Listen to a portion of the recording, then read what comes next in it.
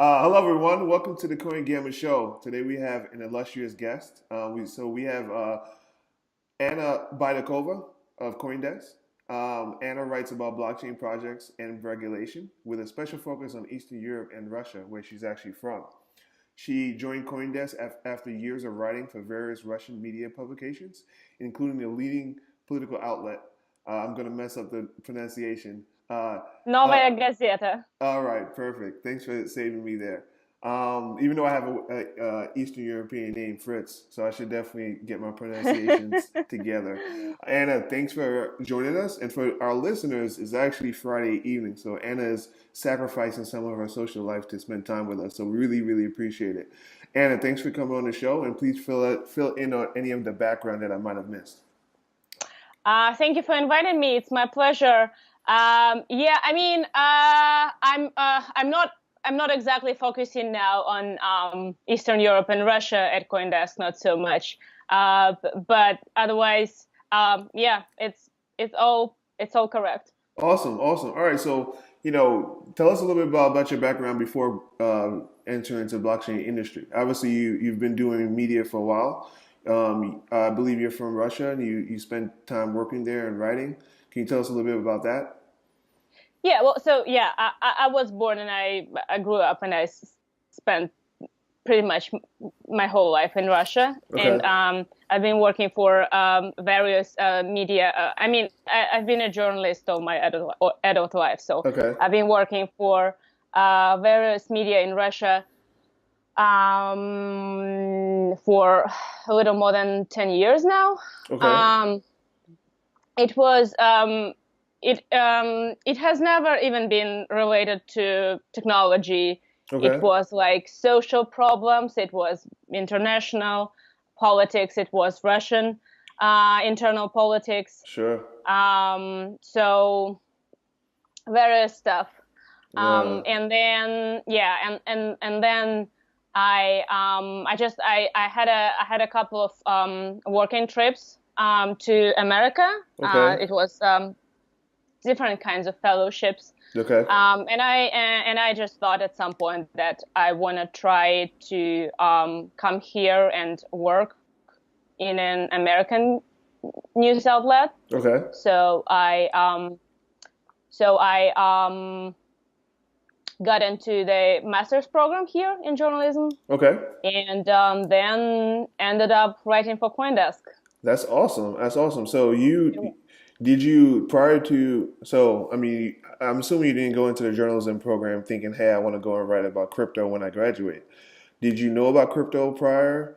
Did you like how did you discover the industry? Was it your time in Russia or Yeah, no, it was very impromptu. I was studying political journalism at my master's program, okay. and I was pretty much, focused at political issues. But I just it was kind of spontaneous. Okay. I started reading about crypto um, last spring, Okay. and I suddenly realized that it's awesome and it excites me. And I applied for CoinDesk's internship and got Okay. in, and then got hired. And I just have been there ever since. And it was kind of spontaneous. Sure. But I'm really glad it turned this way, because I just think that crypto is so much more exciting now um, than Right. politics. Sure. Uh, Sure. But Even though, like, But do you think was that something that helped inform you as basically your time writing about politics in Russia, your time living in Russia? Did it allow you to look at crypto from another lens? Did basically being from a place where maybe people wanted to use crypto for political reasons or what have you? I would say that my experience, crypto is done by people, Right. and people have the same motivation, the same psychology, um, greed, or whatever, thirst for fame, whatever they do, and also in crypto. So I think my experience working in Russia just helps me to understand the environment in that part of the world. Of course. But which I mean, not just Russia, but the former Soviet Union and partly Eastern Europe. I just kind of understand how life and people function there. So it helps in this way. I kind of like when I hear the news in crypto and blockchain from that part of the world, I kind of have a more, my mind is more adjusted to interpret and filter Okay. those news. Sure. So in this sense, I guess. Okay, got it. So, I mean, obviously, Eastern Europe is pretty popular within the space, right? I know you're not really as focused on Eastern Europe as your role on CoinDesk, but obviously, given your background, you may have heard some things. And so, do I've heard of things like, people in places like, Belarus is pretty active in crypto. A lot of people in Russia, Estonia as well. What do you, I mean, what are some of the cool things I mean, how does Eastern Europe kind of take into this industry? Is it something that's really advanced there versus out here, or what are your thoughts around that? Well, it was a funny moment. Lately, I spoke to somebody at a crypto meetup, and he said that he used to be at a tech startup related to blockchain, and they went to Armenia to hire developers there. Wow. And I was like, why Armenia? That sounds so random. I mean, like, Right. of all places, why Armenia? Right. It just turned out, excuse me, it just turned out there's a lot of really good developers there. Yeah. And like the price of their work is obviously lower Of than, course. say, in America. And but at the same time, like, they are easy and good to deal with when you have a Western mindset. Of course. So, like, boom, Armenia. Sure. Georgia also has been big on, like, mining. I heard, I haven't got deep Of course. into that topic, but Right. people are, I think, and in Ukraine, a lot of interesting stuff is going on. Like, government bodies are trying to experiment with the blockchain. Wow. Like the election authorities actually were trying to kind of dip their toes into blockchain, just like, look Right. if they can like experiment with that, if they can like put the vote in a blockchain one day. But Sure. I mean, it's always complicated with the government bodies. They are very cautious. They're very slow. They Right. can change their mind on the way. So I'm not sure that's still in play. Or like, in Russia, there was a bunch of bills that got introduced into Russian parliament, Okay. the State Duma, but they kind of stalled there at some point. Okay. So you can have that kind of a struggle between some innovative forces Sure. inside of government and more reactionary forces, Of course. which are more likely to be like something related to law enforcement. Okay. And they kind of like, you never know who's gonna win. And I mean, and this is actually crucial to like, and whoever wins gonna define if blockchain gets some legal recognition, Okay. if like crypto gets legalized Of course. at some point. So I think this market, like Eastern Europe, Russia, post-Soviet space, Right. has been relatively quiet Okay. so far. in both in regulatory sense and like in any sense. Got it. But I don't know, like my feeling is like people are just getting started there. No, And I understand. I wouldn't be surprised to see that space booming in the coming months or years maybe. Okay. Uh, but who knows? Let's see. No, I think it's really interesting to watch what's going on there. no, I understand. Yeah, I mean, there was a time where I feel like a lot of people were getting e-passports in Estonia. So I guess based on what you're saying, I don't have to go and get e-passport just yet. But things might move So I don't fast. know. Depending what you want to do with it. Right. Well, invest in ICOs or something like that. Who knows? Cool. Let's pivot a little bit. So, I mean, your focus at CoinDesk is kind of talking about like the business side of blockchain and things like security tokens and things of that sort.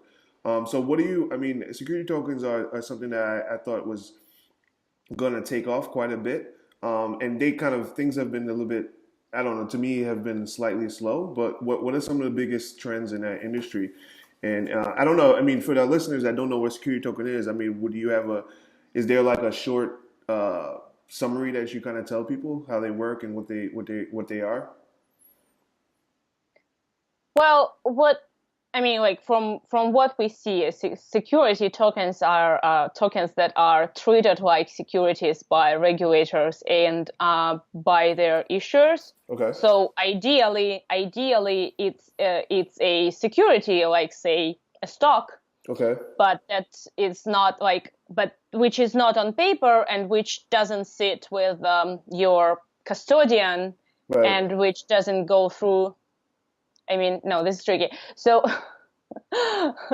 ideally, this is the stock which sits on blockchain, Right. and so you have that level of control that Sure. that blockchain is supposed to give. But it's a I don't like it's a funny situation, I think, now with the security tokens because of the regulation and because SEC got so heavily to those guys, like to everybody's doing any kind of token offering or Right. anything. Sure. People have to be really cautious, and for the moment, they end up mimicking the traditional security space. Right. Like for example, I guess we have two trading platforms for security tokens lives at the moment, Right. T0 Okay. and Open Finance, I guess. Sure. So I've been doing quite a few stuff about T0. So T zero is led by the person that created Overstock. yeah. I Okay. mean, it's not led by Patrick Byrne, but it's a subsidiary of it's an indirect subsidiary of Overstock, and Okay. it's owned by Overstock's venture arm, Medici Ventures, Okay. and it's I mean the team of Overstock and Patrick Byrne like are apparently very invested in this project, and Okay. it has a lot to do with the whole idea of democratizing, like disrupting Wall Street that Byrne is famous for. So I think both of these platforms, T0 and Open Finance, they function as in alternative trading systems, which means that it's kind of a brokerage. So you register there and you establish the relationship with a broker Sure. who is taking care of your trading, and who through the custodian essentially owns your securities. Right. Right. So you don't exactly like have like control your keys, Right. but you kind of you still act through intermediaries, because I guess there was no safe and legal way to do otherwise. Sure. But actually, regarding T0, they will open the platform for retail investors also. Okay. So I think in this case, like you don't have to act through a broker when their lockup period is over. But I mean, so it's interesting that this space is kind of gathering speed, I guess, Right. but not quite there yet, Sure. as it was expected to be. But it's really interesting, and a lot of people are really excited about these security tokens, and they're Sure. trading them Right. on those platforms. And people are ready to wait until it really takes off, until it gets to the point, where it kind of lives up to its promise. Sure. Sure. Sure. What about the platforms like Securitize and Harbor? Are those also are those competitors to T0, or those are complementary? But I think here we're talking about the token issuance platforms, Right. right? Right. Right. While T0 is it's kind of both, but they want to offer their service as a issuance platform, but Right. they're now a trading platform for its own token. Got it. Got it. Got it. Got it. Got it. Now, what's a use case? Like I've heard of like people saying, "Oh, I want to tokenize real estate in New York, a condo in New York, a building, something like that," or is it more like traditional securities where it's like a startup, right? Or is it both, or it could be anything? What have you seen thus far? Well, I mean, yeah, we've seen we've seen a couple of cases where real estate was tokenized. Um, I mean, because there is not much. Um, I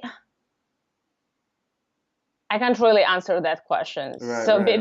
Right. because it's all kind of in a testing phase, Right. it's hard to say what it's gonna look like when we're really gonna, we're really gonna see some trading of security tokens on the exchanges. Okay. No, it makes sense. I think things are so early. Things are so early. One thing that one of the articles that you actually wrote about recently was around Quadriga Mm-hmm. and what's going on over there.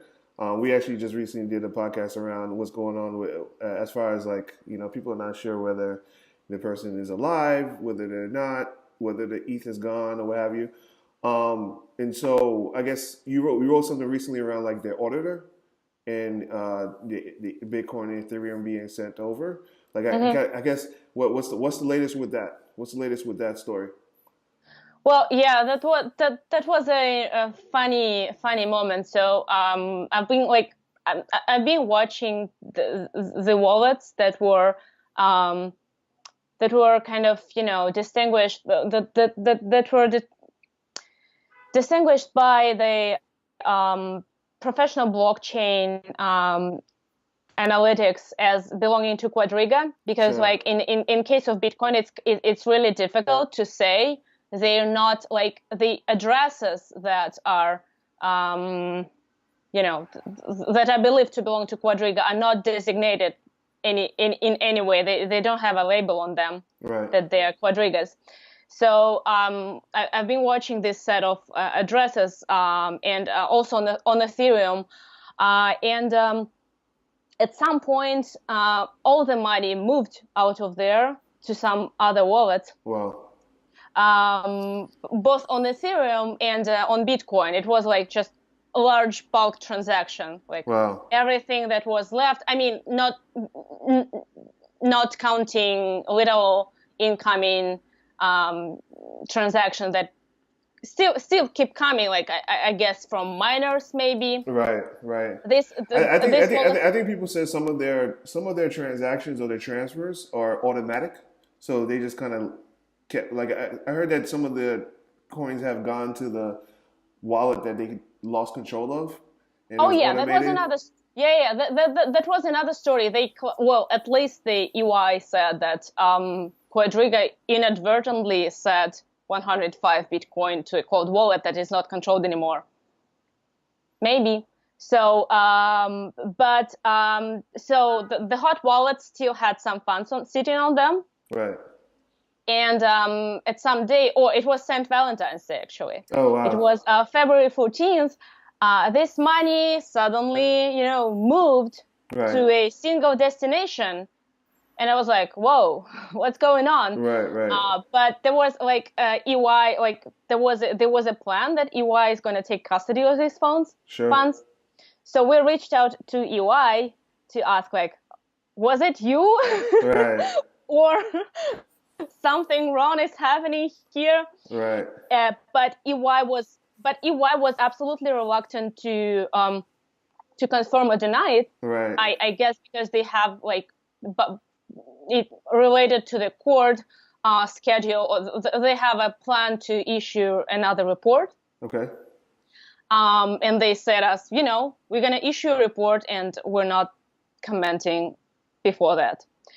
So for a week, I think we've been sitting on that, like we had a story ready, and we've been like checking the page where EY kept updating their documents relating to the cases, like when update, when report, Right. when Right. report. And then they published it. And yes, it was yesterday. No, wait. Sure. And then we had a confirmation. But it was kind of funny because, like on blockchain, it's so transparent. You can see the money moving, Right. but you have trouble with, with really interpreting it, related to the real world, because Right. you have some really solid proofs that, okay, money went somewhere, but to where, to whom, Right. who's Right. that wallet, who's that mysterious address. So that was a bit of a thriller. Um, Yeah. No, that's and yeah, interesting. so now so now EY is controlling that funds, which are not much. It's like just like 52 something Bitcoin. Oh my goodness. What do Um, you so you think there's probably no chance that people get their money back? That 170 million that's missing, that's gone. uh, well, I don't know. I don't know. First of all, it's interesting. It's in like these numbers. Some people were doubting that they really owe that much money, because Quadriga fairly had quite modest trading volumes. Right. Right. But it's also true that people noticed, $1 million transactions from Quadriga to other exchanges over the years. So I mean, it's now in court, Right. and it's Right. now watched closely, and I really hope that people can get their money back. Right. Right. It's just too bad to end up with in this situation when and that was this absolutely heartbreaking story about the developer who wanted to move. I think he was about to move from the US to Canada, Right. and he wanted to to be a modern citizen of the world, and to keep his life savings in Bitcoin, and Yeah. he used Quadriga for that, and lost a hell lot of money. That was really a terrible story. So Yeah. I can only hope, but let's see what let's. I mean, this is gonna be a significant story, I think, for the whole industry. Let's see what court can do Right. in Right. this case. What can be done? Yeah, no, it's interesting, and yeah, it's tough. I mean, but I think going back to what you said, I think you said regulation is going to play a big part in the growth of this industry. I think these are the stories that hurt us, right? Because it makes regulators think that they have to control the industry really a lot, because you can't have citizens just losing money, losing life savings and stuff like that. And it's obviously I think we're supposed to use our own wallets and be our own bank, but honestly, I don't know how realistic that is for everybody, right? So we'll see. Another article you wrote recently was around Shapeshift. What's going on with Shapeshift as of late?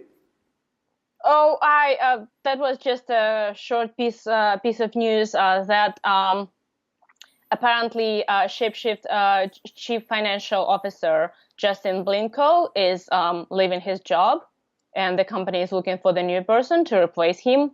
Sure. I must admit we didn't get like very detailed answer from Shapeshift. Right, right. They said that he's staying with the company. He's gonna get another role. But they've been up to kind of a rebrand, kind of reshuffle their platform. They want to integrate all their services Sure, sure, with the exchange. So I guess they are undergoing a bunch of sure, changes and restructuring. sure. Question for you. So what do you, I mean, obviously I've been asking you about some of the stories you've written about and things I find interesting, but what are some cool, what's probably the coolest story that you think is going on in this space right now? Whether you write about it or whether you would like to write about it. Well, I think that Quadriga's story, I mean, deserved that much of attention that it got because Right, it really kind of shows. I mean, it kind of this point of meeting of the real world and crypto industry. right, Um, even though there's so many questions in this story.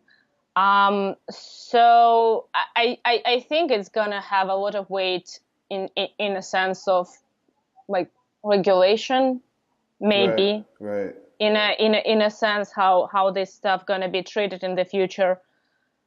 Um, Yeah, no, no, I what agree. else? It's one of the most interesting stories going on right now. Um, and you know, again, like I said, it's one of those stories that people like to lean on, and they use it as an example as why this industry is crazy and it's not safe. But you know, it's an early industry, and these things unfortunately will happen. Yeah, but like this is unfortunate that this story obviously gonna tell like scare some people away probably and just make them inambiguously think like, make an unambiguous conclusion that crypto is just just too unsafe to deal with it. Right, Uh, but the truth is, it's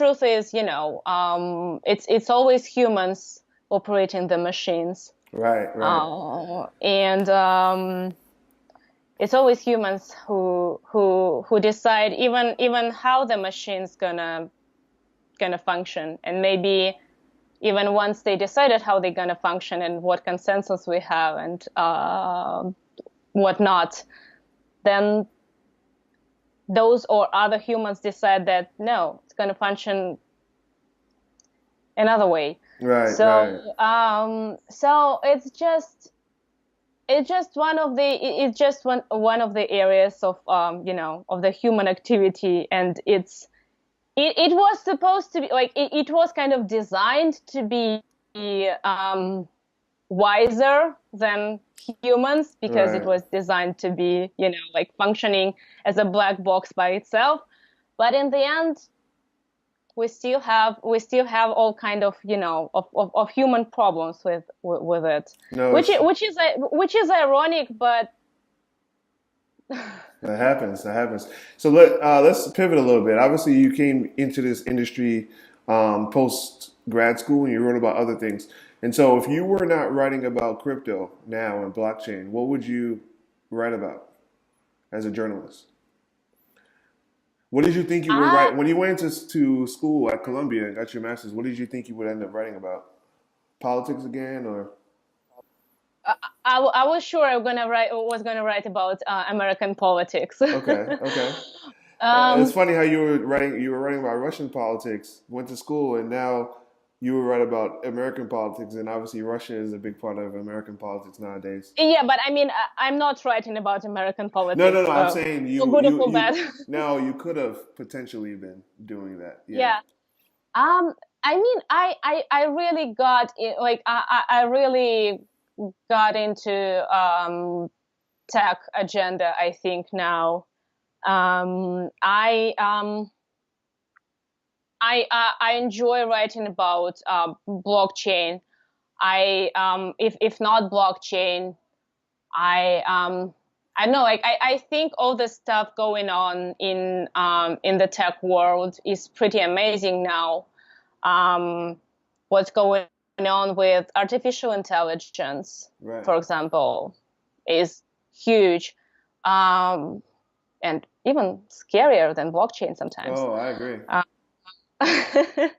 so um, the tech world is huge. There is a lot of to write about, but I'm glad I'm doing blockchain because you need to focus on something. No, no, sure, sure. Hey, listen, I could keep you on here for a while because we could go through all the top stories and you have a wealth of knowledge. But like I said earlier, it's Friday evening and I want to let you enjoy your weekend. I really, really appreciate you spending time with us and sharing some of your insights. If people want to follow you and keep in touch with you, where should they go? Well, sure. I'm on Twitter. Okay. When my name is as my family name, but with I instead of Y, Okay. Baydakova. Sure, sure. Um, I'll share that on in the show notes. and read CoinDesk. There is a lot of amazing stuff published there every day by but by the amazing team of my colleagues and sometimes by me. Awesome, awesome. Well, thank you so much, Anna. Thank you, thank you. It was fun.